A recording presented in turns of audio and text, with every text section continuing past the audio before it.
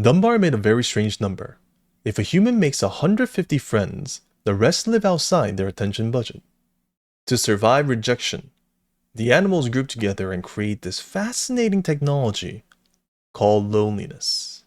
When a human that had no time for them appeared, the detector would spark, and they would wisely run in search of their true friends. Loneliness is a radar that helps us find where we belong. Today we'll talk about insights into loneliness, to help shift our perspective and say, if people are around, that's great. If people aren't around, that's great too. If a bird is trapped in a cage, even if you open the lock, it won't come out. The bird was delicious, so the cat needed to think of a way to lure it out of the cage. So it invented a word called loneliness. Once the bird learned of this word, it became so terrified to stay in the cage, it flew directly into the mouth of the cat. Seligman's law applies to loneliness. If you keep meeting the wrong people, you'll give up on relationships with the right people. Then the cat will meow lonely and we become hungry for anyone else, usually to meet a big-mouthed cat. Second story. Hercules spent most of his time alone. He didn't have a family, so he threw himself to work, hoping each step forward would soothe his loneliness. One day, he met with Atlas to do business with apples, but couldn't help but envy the noise around him. Children, laughter, and a sky full of life. Atlas caught his response and said, "Take care of my family for 1 month, and I'll get you those apples." Hercules gladly agreed, and finally had some company. 24/7.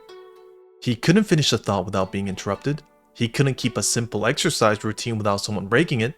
He couldn't concentrate on his work at all. Meanwhile, Atlas stretched out his legs, slept full nights, and spent some quality time with himself. A month had passed, and Atlas returned with the golden apples. He asked Hercules how he felt, and Hercules replied, "I thought losing my family made me lonely, but now I see loneliness can also come from losing myself." The lesson here is, our education system designed us to think in a simple way. Who is first? Who is second? Who is third? And that's all that matters. But life isn't one or two. It's up and down. Every life has their own unique form of loneliness, and the rewards that follow it. Third story. One day a man journeyed the great eastern continent in search of the elixir of immortality. In his travels, a young pup began following him around.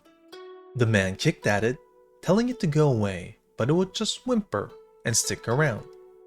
The man ignored the beast, and after a few years the dog disappeared. The man looked around and thought, if this is how life feels to lose a dog, how must it feel to lose a person? He abandoned his quest and returned to his family. They couldn't care less about the elixir. They had missed him very much. The lesson here is, are we dying to live? We tend to overinvest in our goals when we already may be good enough. As Shakespeare once said, "You are so beautiful, yet so selfish. You keep all that to yourself." Money? Money comes and goes, everybody knows that. So don't worry about money. There are people who search their entire life to be with you.